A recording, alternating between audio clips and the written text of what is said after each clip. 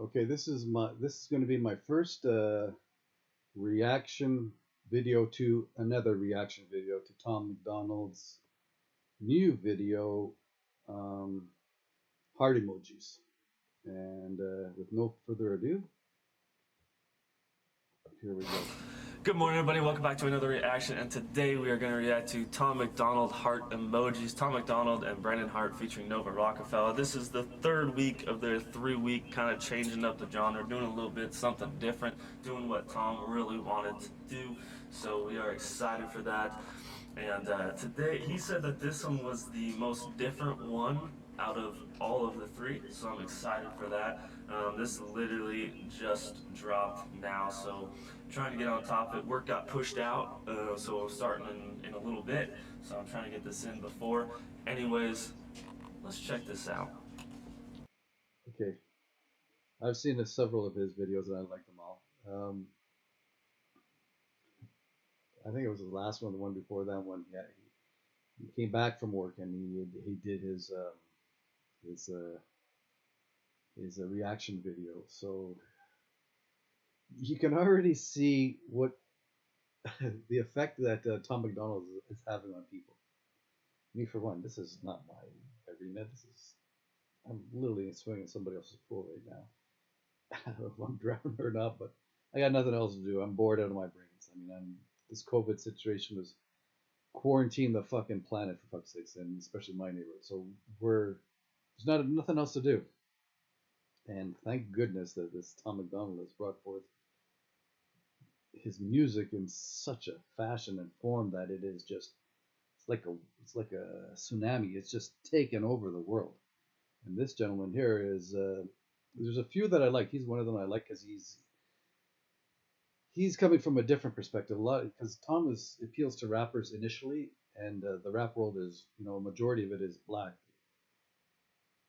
Even though I wouldn't say that's actually not true. Well, they seem to they're but the white rappers tend to stand out more so than the black rappers because they're far and few between. It's like the NBA. So when you have a really good white rapper like Tom MacDonald or NF or you know Eminem, I mean it has a resounding effect, especially in the white community. Especially, I mean, the black folks, they have their own heroes, so to speak. But I'm telling you, in the white world, Eminem and now NF and Tom MacDonald, they are um, game changers. Like they really are. And I'm like, I mean, we're gonna be evolving into a new world post COVID, post the Great Depression, which is certainly going to happen after COVID, post World War Limited Three, which is guaranteed to happen to get every country out of their funk and out of their debt. Once all this comes to pass, it's going to take several years, if not a decade or two. We'll get past all this, but there's a lot of crap that's coming. But in the meantime, take care of yourselves and enjoy good music.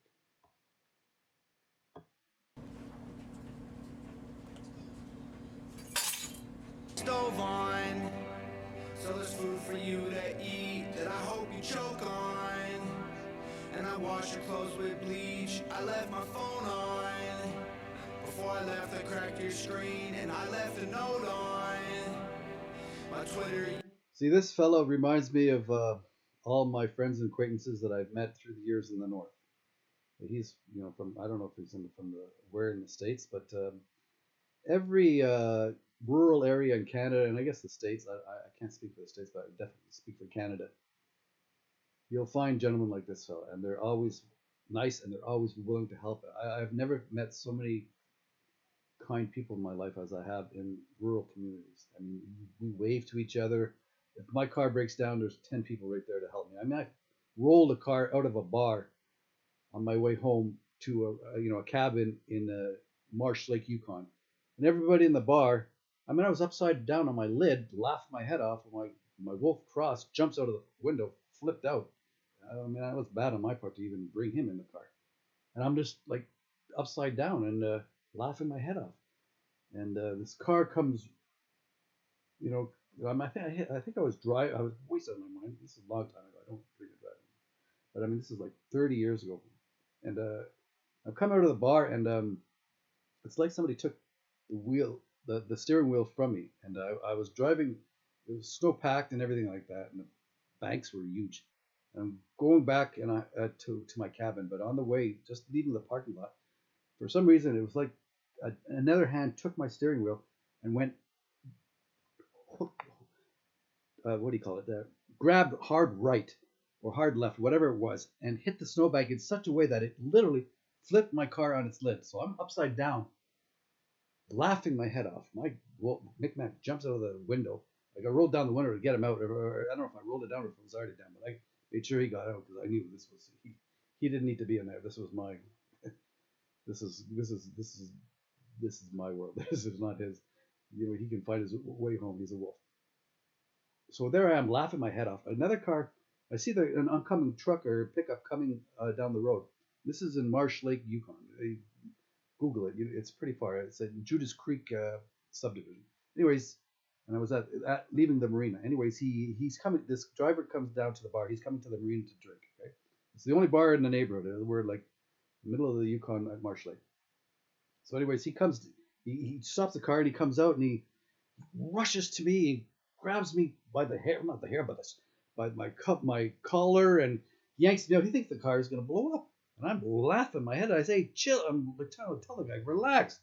But he's pulling me out of there like I was, like he's saving my life. And I'm like, reacting the complete opposite. Like, what the fuck are you doing? And I'm having a good laugh here. So he pulls me out of the car through the window, and I'm left standing there. And obviously, tires are spinning like crazy. It's like an upside down beetle. And there I am looking at the car and looking at this guy, and I'm saying, well, you know what? I don't think we can just leave it here. It's the middle of the road, and nobody's going to get past or go forward. So he goes into the bar and gathers everybody that's in the bar that I'd just been drinking with earlier. So the whole bar, including the owner, come out, and we all flip my car right side up, and there's quite the dent on the roof. And I'm going, oh, thanks everybody, and I get back in my car. this is the icing on the cake of the whole night. The bar owner who's been serving me, he says, hey, Tim, are you okay to drive the rest of the way? Oh yeah. You know my response. Yeah, no problem, no problem. So they all head back to the marina, the bar, and I get back going. And I know Micmac is already halfway home. I can see him up the road.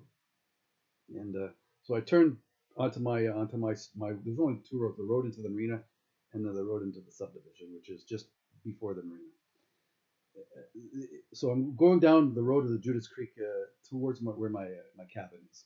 And I think 2 minutes later, again, that magical hand from nowhere grabs my steering wheel and brings me down the ravine, and I flip again. But I'm not just flipping once or twice. I'm rolling down the ravine until I hit the bottom, and that was it. The car was still running, but it was, and then I think it just died. And I'm sitting there, at the bottom there, and I'm thinking, okay, so what does any person do in a situation like that? He grabs all the things that might, identify him. I clean out the glove compartment box.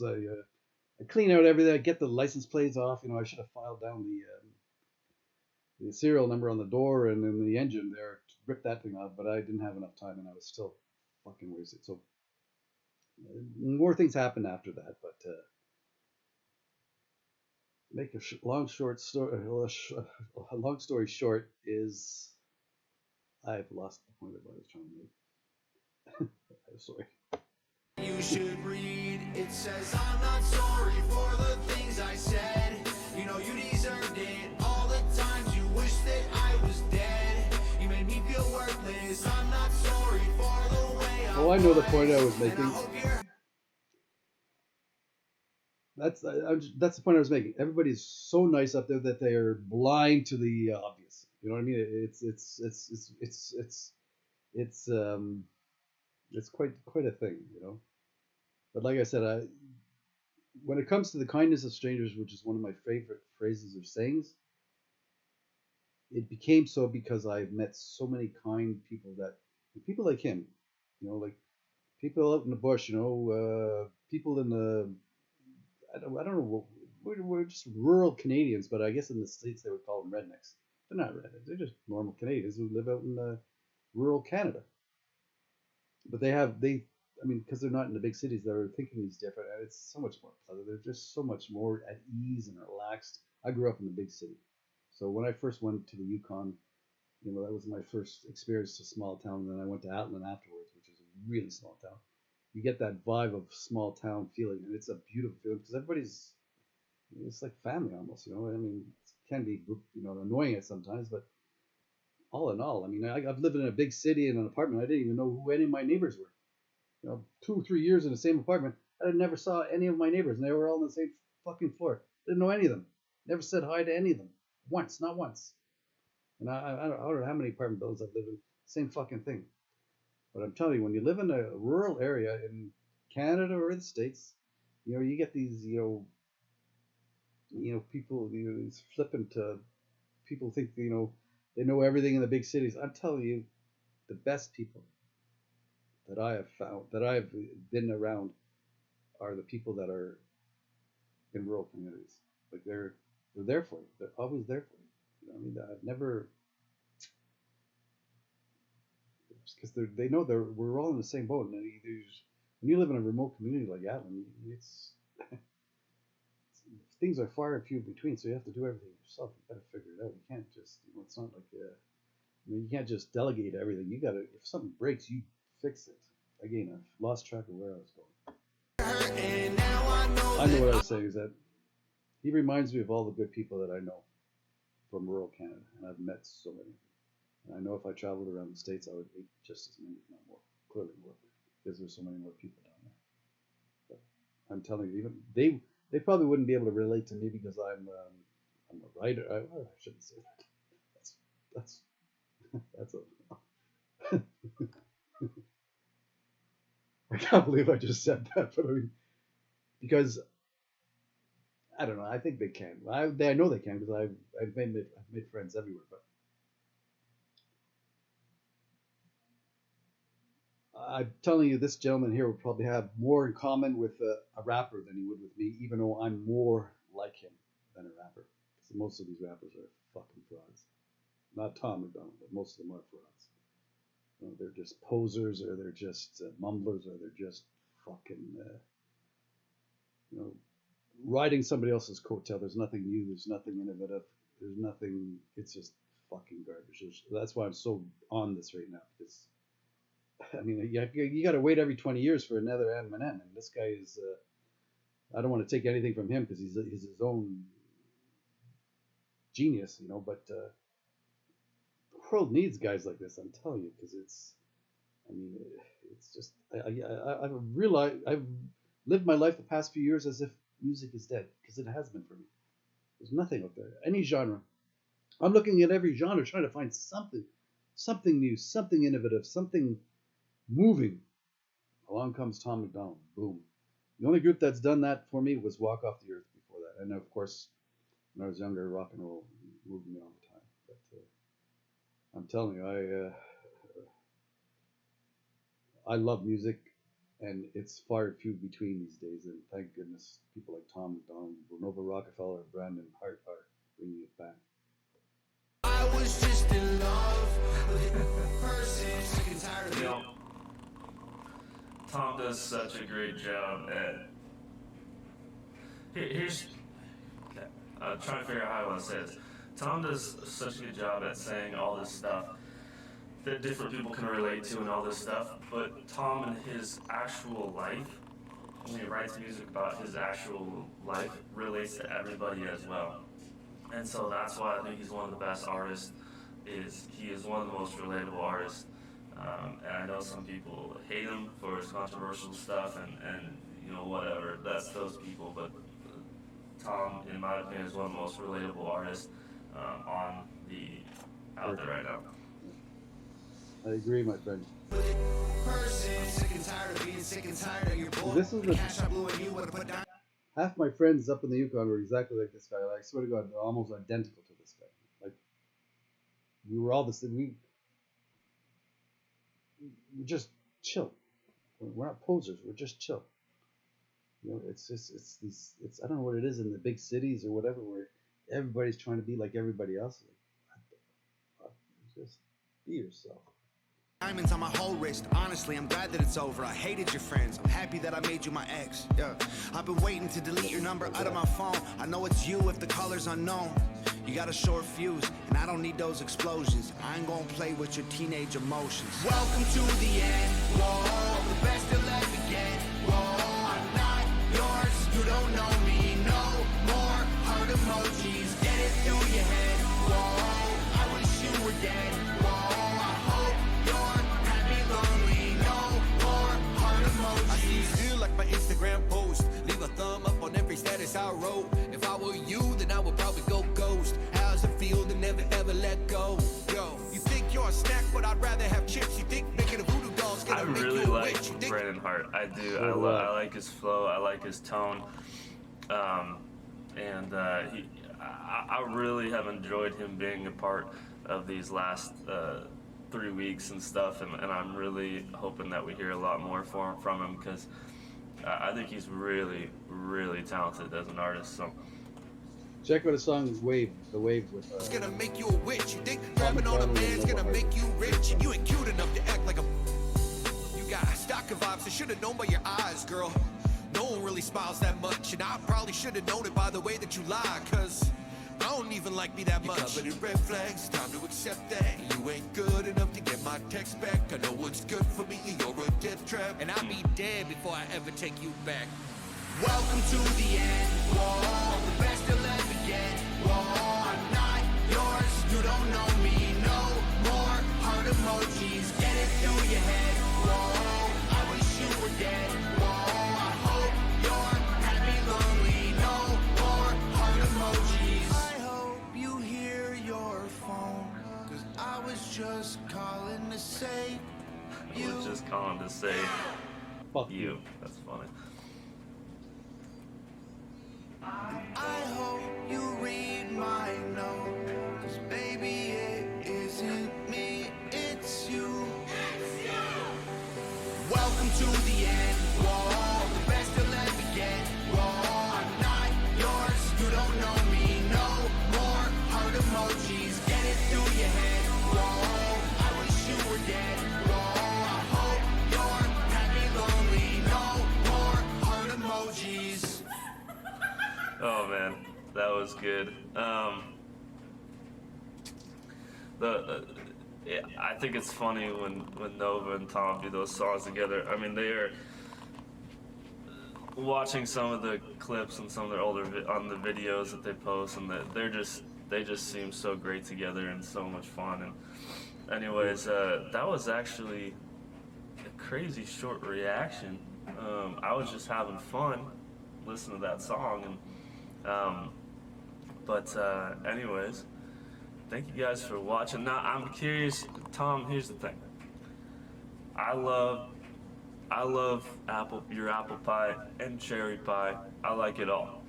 So I don't care. Whenever you bring out music next, I don't care which side it is. The Hangover Gang, man, we love it all. So we love the controversial stuff. We love this personal stuff. Well, your Different, shack little or bit your different shed style, reminds throw a me little bit more rock one in of the there. places. I like that a lot. I think this has been a really fun past 3 weeks, and I personally would love to see more of this. Whenever you feel the need to put it out, I mean, I think that it's very well received from what I have, and I know that you don't care whether people didn't like it or not. I know that you just want to do this for you, and I think as fans of you, we can see how much fun you're having with this, and we can see the like you said, you needed to do this for you, and I think that that is portrayed through the music and portrayed through visually. And anyways, I enjoyed this last 3 weeks a lot. So, anyways, thank you guys for watching. Please like, subscribe, and comment below. If you haven't subscribed, it's super easy. You just take that cruiser over right down here and This one hit here? that, and Okay. then you get to see my face every day. I mean, how great There's is that? worse things, fuck, I'm telling you. How Fuck. great is that? Anyways, also One of hit my that exes. thumbs up right now. Comment. Those things help push our videos in the algorithm. And anyways, I'm gonna get to work. I gotta take a dump load, and then my truck has been full That for was too like much a week. information. And then I gotta go do a bunch of stuff. So anyways, thank you guys for watching. You know Unless how you're it goes. referring to a We'll see dump you load next of time. what's in the back of your pickup truck, but if you're talking about what's in the back of your rear, yeah, I don't need to hear that. Mind you, speaking on the top of your head, speaking freely. Okay, I would have to say that I don't know what to say. I mean, this is my first reaction video to a reaction video, and he's one of my favorites. So there's a few of them that I like.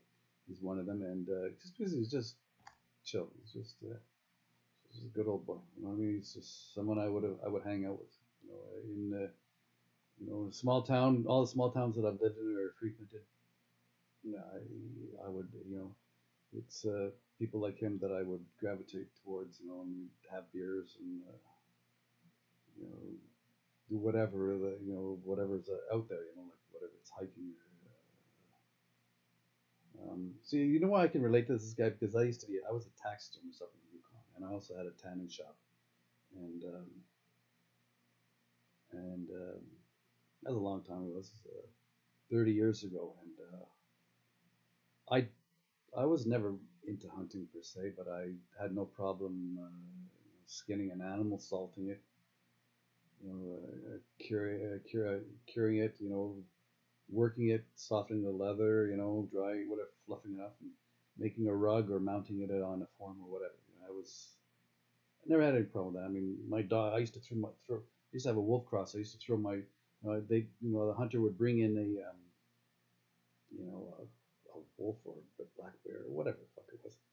You know, it would be in different stages of being skinned. You know, most of the time that they leave the head, because you have to be pretty good with a knife to turn the eyes, turn the nose, turn the lips, and whatnot to salt it without fucking it up. Because you be putting that back up on a form, you know, with marble eyes or whatever, you know, fake eyes and fake teeth. But you don't want to nick it anyway. So it's best that most hunters just leave the head for the taxidermist and for the conservation officer who's going to fucking want it. And they're hoarded up. I mean, they were when I was working. That being said, I was going to say, this fella here, it's people I hung out with. I mean, it was my life up in the Yukon when I lived up there. I mean, like I said, I grew up in the big city, but I went to the Yukon and I found myself up there with people, around people like this. So I found my ex-fiance Julie. It was a big thing for me up there, but it was a small town, small, you know, rural settings and rural. You know, there was no, it wasn't a liberal environment, so to speak. It was a conservative environment. And it was something I wasn't familiar with, and it was I took to it right away. And again, I had my taxidermy shop at the time, and that's what track I was going to say. I was like, so when I see him, I know this guy's a hunter. He's he's dressed up as a hunter. He's got hunting clothes on, and I mean, I'm a good shot too, you know, but I'm just not. I was a furrier when I was younger, even younger. I used to, you know, cut and match mink pelts and beaver pelts and make fur coats. You know, I know the industry. I know that from top to bottom. But not the hunting, but I have hunted. I've killed a few things, and I know I'm a good shot. Let's just say that. But man, you should see me on Call of Duty. I've lost track of what I was going to say. I'm just going to say that I can relate to this guy, and I can see how we both can relate to Tom MacDonald, because he speaks to us. He really, really does. That being said, thank you. Let me just turn this off here. It gets too long. There we go.